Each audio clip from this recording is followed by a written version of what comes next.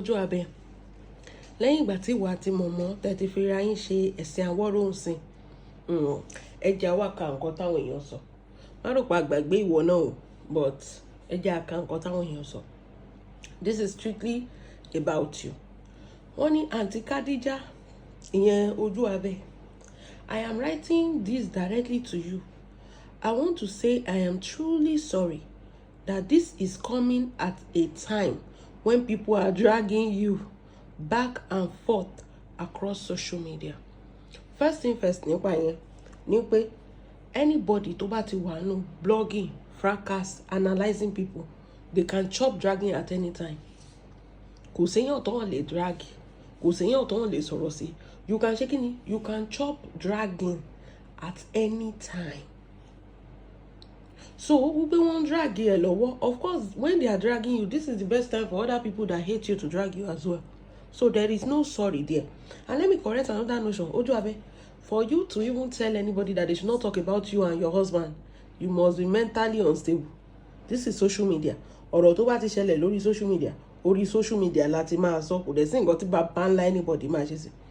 Ọ̀rọ̀ ọlọ́rọ̀ tí wọ́n náà máa ń gbé wá sórí social media, ṣé wọ́n pè ẹ́ sí family matter wọn? That is just it.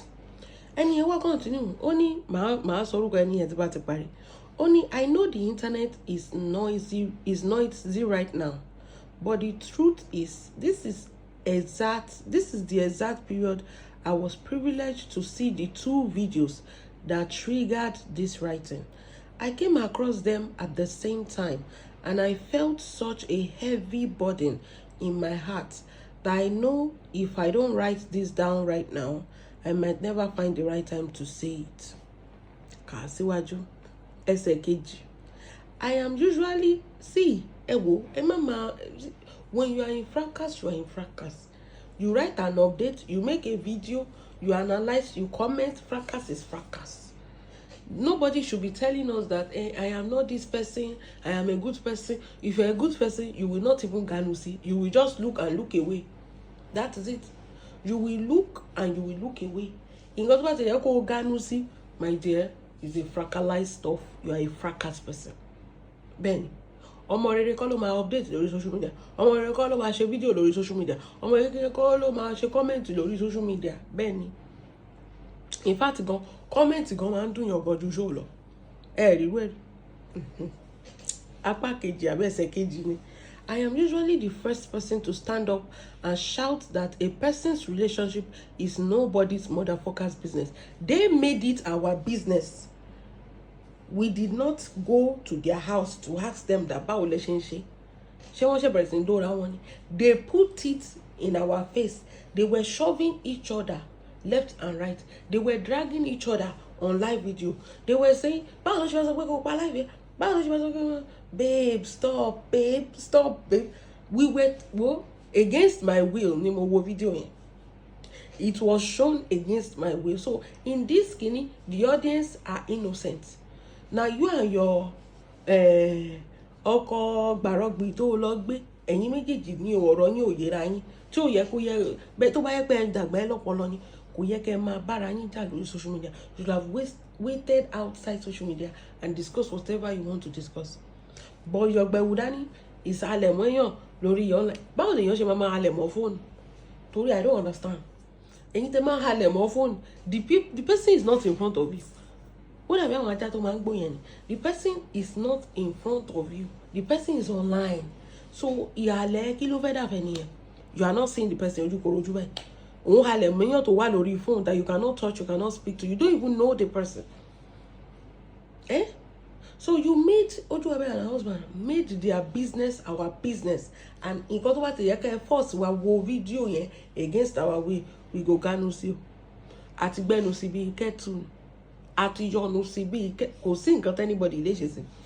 Only I am usually the first person to stand up and shout that a person's relationship is nobody's motherfucker's business. If they make it our business, so it's our business. Next time they will take them. Ṣé báwọn méjèèjì lójó ṣe content ẹ̀ sí? Tom pẹ́pẹ́ wa. So they made it our business. Only I have respected you immensely because of your profound emotional intelligence and a powerhouse platform you've built. I'm not going to say anything concerning that.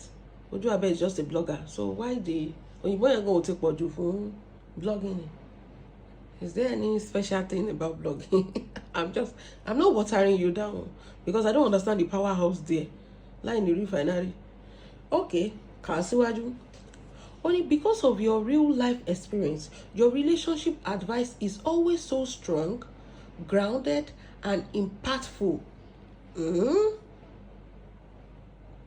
Honestly, I've not seen anything she's doing special. She's just another blogger. Why the? In fact, if they say we are going to talk about somebody that is special, it will be Yalaje Kotro. If we want to talk about somebody that is imparting, I'm not saying Oju Abe is not. I'm not comparing. I'm just telling you that. Shemo. She's just a blogger, right? She's just a blogger. Only because of your real life experience, your relationship advice is always so strong, grounded, and impactful. I have been genuinely attracted to your intellect. But Auntie Khadija, what I am saying right now isn't just a collection of red flags. Oh God. These are blood flags. This guy is clearly, totally, and utterly not worthy of you. I will not. If you say this woman is intelligent and strong, she cannot fall into the pit of a man that is not worthy of her. So it's a two contradicting statement. A strong, intelligent woman will know the type of men she will date. She will not date something Toripo young. She will date intellect. If she's intelligent, she will go for intellect. I'm not dragging you, but these two words contradict each other. She will know that you will not go for a man that is toasting you online. You have to understand that go through, you still falling victim. That means you are not intelligent. Learn. What confess example? What confess she example? And I know that you did not learn because when the man made a mistake, only watch a mistake online wasn't you. You did not let him cover on. You should have let him apologize. He better not play. A real man will come out. I'm sorry. My kidney can take the best of me. I'm sorry. What am I law? This is a good man. But a man that you have to come and be defending, auntie, you are not intelligent. Both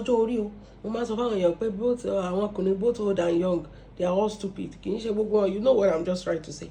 They will be younger, but they have. But I think she's attracted to the quarrel. You know, the quarrel. That is it. Because that man, his emotion is unstable. He's 33, you are 50 something. His emotion is very, very unstable. Number one, in height or kidney wise, we're compatible. In strength wise, he should be softer with you. Even if he's a younger guy and he knows that he's dating somebody like you, he should be softer with you. If he can display a madness like that online, he display a madness like that to somebody he cannot see. Now imagine you and him. I'm just calling it a spade, you know. If it's my relationship I bring online, Talaji wan she Baba Sufe be by drag me. I no go say you should not drag me. That is it. Whatever you put online, people are going to talk. The man is supposed to know very well what he's getting himself into and what not to do. Him coming online to be, to be come out ta ọkọ sọ pẹ̀lú àwọn fans ẹ̀ kò mọ́pọlọ wá. It still show that it's very, very immature. I will stick by my mind. I will stick by something that makes sense. That is it. Okay, moving on. Honey, Okay, Bilawa. Only Auntie Khadija, what I am seeing right now isn't just collection of red flags. These are blood flags. This guy is clearly, totally, and utterly not worthy of you. Utterly, or don't jáde lẹ́nu ẹ̀, is not worthy of you. I don't see love in the guy's eyes. The guy there's a look on his face that look like a wounded lion or somebody, it doesn't look, I don't know. I'm not, don't judge a book by its cover, but the guy doesn't look like a very soft-hearted person to me, if I'm judging the book by the cover. Only I know right now, you might still be wearing the Google, the goggles of love. But please, I need you to step back and look at what we are seeing from the outside. Only tell everything èmi fẹ́ kọ́kọ́ fún any first blow náà. Then we now know where we want to go from there. Wọn ò lè rí, kò sí advice tẹ́ ẹ lè sọ fún wọn. They cannot see anything. Why? Because ọ̀rọ̀ ìfẹ́ ó lágbára ó kan pa. She cannot she cannot wọ́n ti gé tí ẹ̀ lọ. Òbó ẹnìkan ló ń ṣiṣẹ́. Tí bọ̀bọ́ yẹn bá ti tẹnu bọ̀ lóbò báyìí tó ti ka wọ́n bọ̀ lóbò, kò rántí nǹkan kan mọ́. Kí lẹ fẹ́ sọ? Ó dìgbà tó bá ń kú léṣe. Ọlọ́run máa yẹn kan ti ẹ̀ pa sínú marriage yẹn. Àbí whatever it is, relationship yẹn. Àbí situationship tó bá rẹ̀. Only the first video I saw, your committee people gently told you that you looked tired and it was time to end the show. Out of nowhere, the level of disrespect this guy showed you and your team was jarring. Òyìnbó, ẹ máa sọ òyìnbó yín ìdí fẹ́ máa pọ̀ jù. Ẹ má máa kọ òyìnbó tó le tó yẹn. Only out of nowhere, the level of disrespect this guy showed you and your team was jarring or jarring, whatever. He literally started challenging your committee members, aggressively demanding, what if she doesn't end the life? She will not end the life. Like, Kilaju. Honey, you are looking tired. End the live video. It's a very, it's not even supposed to trigger him. Who is he to tell you to end the live video? Just imagine. But what made my stomach turn was when he physically pushed you behind him. God bless you. He shoved me.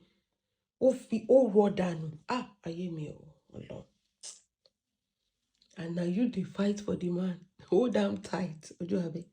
Joe. What? Number one, there's no way, Shori, tame your dogs very well. Mama Alaji mo nǹkan tó lè ṣe. Kò sí, in fact, kò sí bó ṣe sọ̀rọ̀, kò ní dẹ́ lóhùn kọ́ máa wẹ̀ báyìí. Nǹkan tó máa ṣe wà náà. Not talk of a man that òun kọ́ ló ń bá sọ̀rọ̀ lórí life. Why can't he just shaking it? Excuse them. Why did he put his mouth in a thing that doesn't concern him? Show over my bojo abeshe life ni. Because I don't understand. You know this is this woman's this thing. Oh, mo pe nǹkan tó ń ṣe ni. He stepped in front of the camera, eclipsing you on your own platform. And when you try to come to the back of the phone to handle it, trying to tell him to stop, he literally commanded you, stay behind, stay there. Who is he talking to? How can a boy talk down to an intellectual, established woman like you in front of thousands of people? He was asserting authority over you on the very platform you build. Bam. Wọ́n ní kọ́kọ́ má control ìyàwó ẹ̀. Bùkì wá ṣe lójú gbogbo aráyé. Ó tún wá ṣe tán ká tẹ̀ wá sọ pé mistake ni bí ẹnu ló bí. Ó tún wá tí ẹ jáde. Ó rí bó ṣe ń gbọ̀n kiri. Bó ṣe kọ́ má sọ̀rọ̀ ẹ. Kò sí nǹkan tó máa ṣe ọkọ ẹni. Tẹ̀tú wá jọ ń ṣe skit. Ẹ wá sọ di skit. Ọlọ. Wàá má jẹ ìyà o. Wàá là sọ fún ẹ o. A sọ fún ẹ tó ojú abẹ. Wàá má jẹ ìyà o. Ṣé rí orí tó bá máa jẹ̀kù tó bá wé láwà ni. Òun fún ara ẹ̀ ló máa tú báyìí.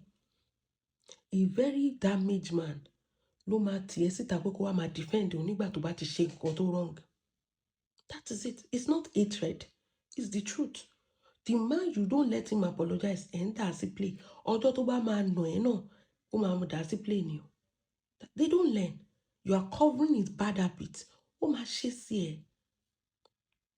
If people thought the first video was an isolated incident, this recent video from your stay in Nigeria, the exact one I am attaching right below in the comment section, completely confirms the pattern. But tó ti ń tokó bọ́ ẹ̀ lóbò, àrífín ò ní wọ̀ ni. Bó ṣe rí nìyẹn, tí àgbàlagbà ọkùnrin tó bá ń tokó bọ́ ọmọ kékeré lóbò, àrífín máa wọ̀. The same thing goes for women. Tí ọmọ kékeré ọkùnrin bá ń tokó bọ́ àgbàlagbà obìnrin lóbò, àrífín máa wọ̀. Only in this video, you were coming from inside and stepping outside while live, and the sheer irritation on his face was terrible. Like that guy's face looked like an animal, like a wounded animal. I literally, ojúlèyàn wò kéèyàn tó mú anybody. Kì í ṣe pé kò jẹ́ Miss Word àbí Mr. Word or Mr. Handsome, but that guy's face, ẹ lọ wo ojú ọkọ ojú abẹ. The face, I don't know, the face look haggard and angry. It's written all over him. You will see on their face, like, I don't know what you guys are doing. I know you are scared of him, Ojuabe. I know you are scared of him. That guy is a, something is not right about him. Come on, justice for anybody on social media. There's something on that guy that look raw, like, I don't know. Why are you falling in love with? Oh no. Well, it wasn't just a minor annoyance. It was a look of pure raw disgust. He looked so irritated by your presence that he went ahead and slammed the door right on you. He slammed the door on you. Kò nídìí kó ṣílẹ̀kùn fún ẹ o, but kò nídìí kó slam ilẹ̀kùn mọ́ ẹ lójú. Ó dẹ̀ mọ̀ pé òun ṣe life. At least tí ọkọ àtìyàwó tó bá kò like ojú abẹ, let's be frank, bọ̀bọ́ yẹn ó lo opportunity ni. Kò like ojú abẹ, bóyá ó ti débẹ̀ ó ti rí pé ibẹ̀ yẹn ti dàdàkúdà. Inú aṣọ ló ti ṣe kinní, tó bá ti daṣọ lẹ̀ báyìí. Kò like ẹ, ó lo as opportunity ni. Ó rí opportunity to ṣe kinní, to have a platform. Ó dẹ̀ lójú abẹ tó ti ní platform láti ṣe kinní. Bó ṣe rí nìyẹn. But ojú abẹ thought is in love. I know deep down ojú abẹ is scared of this guy. Because even ìgbà tó ń ṣọ̀wọ́ ẹ̀ lórí life yẹn, ẹ̀rí pé ń sún sẹ́yìn, ẹ̀rù ń bà. Tó bá jẹ́ tẹ́lẹ̀, tó bá yẹ pé ọkùnrin tó like àbí tó like ẹ̀, the way you will come closer to him, pé babe stop, ẹ̀kan péré gan ló máa sọ wọn. Tó dẹ̀ máa wù ẹ́, ṣó mọ̀, tó dẹ̀ máa stop. Kò ní ṣọ̀wọ́ ẹ̀ dànù. You have to off the voice. O lọ mute the voice ẹ̀. That guy is a blood flag, lóòótọ́. Only when you came back inside, the tension was thick. Yes, the children were making noise outside, but since when is children playing a crime? It's just a basic normal thing, but he was already so deeply irritated by it. The look in his eyes was so uncomfortable and angry, and yet, look at how supportive you were trying to be. The light went out, and you immediately used your own phone torchlight to help him keep his live stream going. No opportunity, lomo. Abi. But the moment he realized his toxic behavior and irritation had been caught raw on camera, he tried to play a psychological game. Most of you deep down, Ojuabe is afraid of this guy. Ẹ̀yin family àánú yín ṣe mí. Wọ́n pọ̀ ńbẹ̀, kó má lọ pọ̀ ọmọ yín dànù fún yín. This guy, there's something about him. Look at him. Kì í ṣe pé kíní. Mi ò rò pé like Ojuabe. Ó lo opportunity wọlé ni. Ọ̀dẹ̀ nìyẹn, kò lè tètè lo ọpọlọ. Ìgbà tó ti mọ̀ pé ó like kókó ọmọ kékeré. Of course. Ó dẹ̀ rí pé ó ní platform. Tá bá máa wádìí ń síbẹ̀, Ojuabe ló ń náwó ẹ̀ fún. He suddenly changed his face into a plastic fake laugh. But all that protest of smiling was pure pretense. Yeah. And anyone with discernment can see right through it. Under the disguise of that fake smile, the words coming out of his mouth were terrible and bitter. Another thing, the face is already telling us a story. The words of your guy, Ojuabe, is not good words. I don't think he likes you, not to talk of love you. Only my duel. You sleep with your enemy gone sometimes. For the time being. Ọjọ́ tí ayé ẹ bá máa bàjẹ́ lọ́wọ́ bọ̀bọ́ ẹ báyìí. Wàá má ní wọ́n sọ fún ẹ o. He told you that You are too troublesome, wrapping deep hostility and insult in a chuckle so that it could gaslight you and make you look like the problem. The disgust was so that you literally had to walk out of the live video. Your whole countenance changed. That wasn't just a bad mood. Ẹ rí pé ó ti ṣẹlẹ̀ rí, ó tún ti repeat ara ẹ̀ lórí life. It was the structural foundation of a narcissistic pattern beginning to show its teeth. Auntie Khadija, it is simply too soon in a relationship for a man to get that deeply irritated by basic number things. Lórí life, wọ́n máa sọ̀rọ̀ sí ẹ, wọ́n máa ṣépè fún ẹ, wọ́n máa ṣe ẹjọ́ ibo ni wọ́n ti sọ pé pa life yẹn you look tired tó ti wá di wàhálà rí. Go and rest, you look tired. Wọ́n ní it's far too early. It's far too early for this to be happening. Ìjọ́ wo lẹ bẹ̀rẹ̀ sí ń dóra yín tí bọ̀bọ́ yìí ti ń ṣe báyìí. Àtúbẹ̀ yẹn kà so that ẹ máa tún understand ẹ dáadáa. Wọ́n ní Aunty Khadija, it is simply too soon in a relationship for a man to get that deeply irritated by basic normal things. To the untrained eyes, someone might look at that video and say, oh, it's just a normal couple breaking, but it is not. The raw disgust, Mama woju bobo yẹn say, Mama sọ pé, what is about this guy? His face he doesn't like Ojuabe. He doesn't like her. He doesn't like the idea. I think he likes a younger woman. Bobo yẹn, he likes a younger, cheat, number one. He likes a younger woman. He's using Ojuabe for the opportunity. Tó bá ti gba nǹkan tó fẹ́ gbà, ó kàn lẹ̀ nìyẹn. Opportunity ni. Only is just a normal couple breaking, but it is not. That raw disgust, the door slamming, and the fake smiling to cover up insult and dangerous indicator of how he truly feels when the cameras are completely off. Well, no, mi ò ní energy for justice for anybody. What makes that recent video so terrifying isn't just the obvious rudeness. It is the subtle psychological welfare. When a man uses a fake smile to drop heavy, cutting insults, he is attempting to rewrite reality. He masks his hostility behind a laugh so that if you react or call him out, he can instantly flip the script and accuse you of being dramatic, sensitive, or looking for trouble. It is a slow, methodical way of chipping away at a woman's confidence. We watch your whole energy shift in the clip.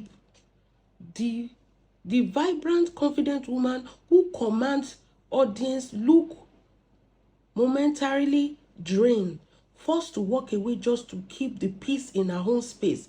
No woman should ever have to walk on eggshell around a man who claims to love her. Mo sọ kíní kan fún yín, Ojuabe ó ti late kan tó kó tó mọ̀, ó ti kó sí. But Sherry bó ṣe wà yẹn kó tó fi bọ̀bọ́ yẹn lẹ̀, she needs somebody tougher than that guy. That is one thing about narcissist. It's not about to go jumps in a relationship. At if you want it, because who is going to protect Ojuabe? He's going to bully her. Kò tí yé yín. Ó ti mọ gbogbo nǹkan sìn. Ojuabe doesn't have a choice than to follow the script. She's not who she used to be. Everybody knows that. Mo ti ṣe show yẹn bí báyìí. We want to say she's not the same person she used to be. The guy is taking control of everything now. It's good. But the thing is, Ojuabe ó lè fẹ́ lọ tí lè máa resign. But kò sí bó ṣe fẹ́ kúrò ńbẹ̀. Bóyá àfi tó bá change the country, àbí tó bá date, bóyá àwọn mafia ló fi lè fi bọ̀bọ́ yẹn lẹ̀. Torí bọ̀bọ́ yẹn we bully, ẹ mọkùnrin náà. We bully her. Kì í ṣe pé kí bully kan wá máa sọ̀rọ̀ online. Ó máa ṣọ́ káàkiri ni. Ó máa wílé ẹ̀ káàkiri ni. Nǹkan tó máa ṣe fún. So Ojuabe is afraid. You are not supposed to. If you're in a good relationship, nǹkan tó bá ti jẹ́ kó máa bẹ̀rù partner is not a good relationship. Nǹkan tó bá ti jẹ́ kó máa bẹ̀rù partner is not a good, kò sí ojú tó lè fi wò. It's not a good relationship. Only the vibrant, confident one who command authority look momentarily drain, forced to walk away just to keep the peace in her own space. No woman should ever have to walk on eggshell around a man who claims to love you. Let's look at the underlying issue.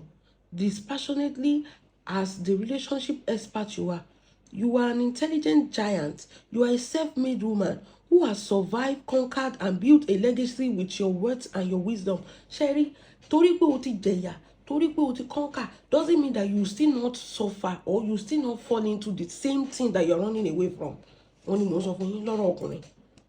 You might have gone, Ojuabe has gone through a lot with different children and different baby daddies, and she still fall a victim. You have to use your sense. Nǹkan tó ń sọ nìyẹn. Number one, mo sọ kíní kan fún yín pé when you are thirsty of a dick, tó wà thirsty gan, tó ń gbé online pé onídìí kíní, ọ̀rẹ́ dàbí ìgbẹ́ni, tó bá ti yàgbẹ́ sórí àtàn, oríṣiríṣi ẹṣin ló máa bàlẹ̀ náà. Tó bá ti lè ń force that you should have been quiet without your love life, without your anything. Me, more reason tẹ́ fi ń rò pé máa rí love ní online. Èèyàn tó bá máa jẹ́ tiẹ̀, you will take your time, you will checkmate everything before anything. But when you are displaying tightened clothes, what do you think you will attract? You will attract the shitty type of men. Exposing and doing everything as if don't see ojú, àwọn olóró kó máa attract. That is why ó tún fi bọ́ sọ́wọ́ ni. If you still don't apply wisdom at your age, wàá máa bọ́ sọ́wọ́ irú àwọn ọkùnrin ni.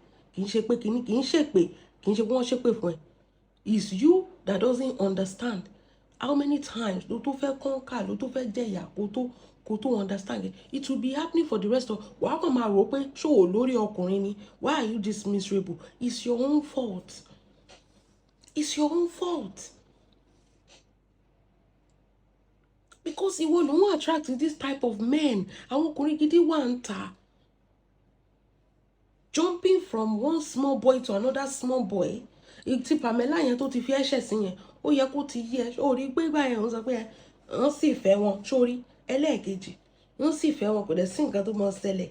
Ṣòtìrínsìn within the space of how many wo èèyàn méjì tó ti gbogbo ẹ̀ gbóná, and at the end of the day, there's nothing to write home about it. Ẹ̀sìn upon ẹ̀sìn ló ń ṣe. Sometimes you have to think about your mental health, not about your pussy. Sórí pussy ẹ̀ fún ní 5 minutes pẹ̀lú vibrator, ó máa domi, you will be alright. But the aftermath, this person show what you have to think about that very well. You've conquered, you survived a lot for you to fall into the pit of this crazy man again. It's you that attract this type of people. You will attract it because you never learn. Emma go, honey, this guy, on the other hand, is completely out of his depth. This isn't about age. There are younger men, who will meet a woman, cherish the ground she walks on, protect her peace, and add immense value to her life. But when a low-value, insecure man gets access to a high-value woman, he doesn't try to grow to meet her level. He tries to drag her down to his. That is what break gbogbo wings ojú abensin. Break chetiripo was submissive. And even if you are going to be soft, surely a woman can be soft for a man.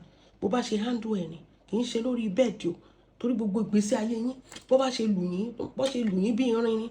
I'm talking about the way you give her peace, the way you take, pay attention to the things she likes, the way you communicate with her, the way the way you glow beside her, the way she feels protected when she's with you.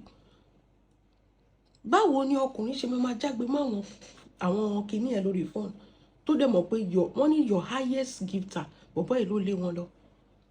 So ó ti ń break ẹ nìyẹn, you don't know.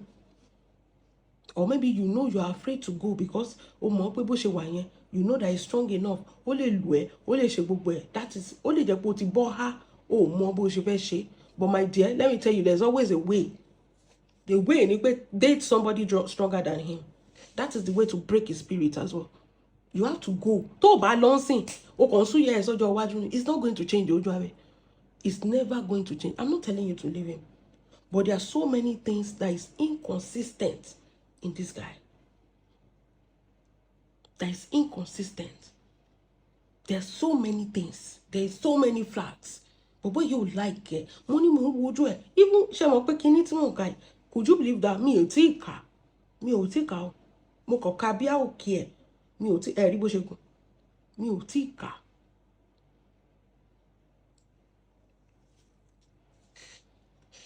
I haven't read it. If you look at the face of this guy, I don't know how you sleep with him. If you look at the face of this guy, oh, it's so scary. Ṣé máa wọ́n ọkùnrin tó máa ń pa àwọn obìnrin nílùú yìí tó jẹ́ kó sọ pé they went for a vacation, the wife died. Ṣé máa wojú wọn, you will see something terrifying about this guy's face. Mi ò mọ bó ṣe fall in love. I don't know. Because the face shows a lot of messages. It has shown èmi mo máa rí èèyàn látọ̀ọ̀kan báyìí. Kí má tí rojú ẹ báyìí mo ti mọ èèyàn tó jẹ́. I don't know. Tí bọ̀bọ̀ ẹ bá ń pọ́n ẹ lé tó ń kẹrẹ gbogbo ala máa sọ pé ọmọ, this guy doesn't like you. You are just trying to paint a perfect picture to us. Wàá jẹ bàbá ńlá yà. Ojú abẹ wàá jẹ yà. Àánú ẹ̀kọ́ ṣe mí ni. Mo ti ń jẹ yà tipẹ́tipẹ́ náà, ó yẹ kó ti mọ́ ẹ lára by now.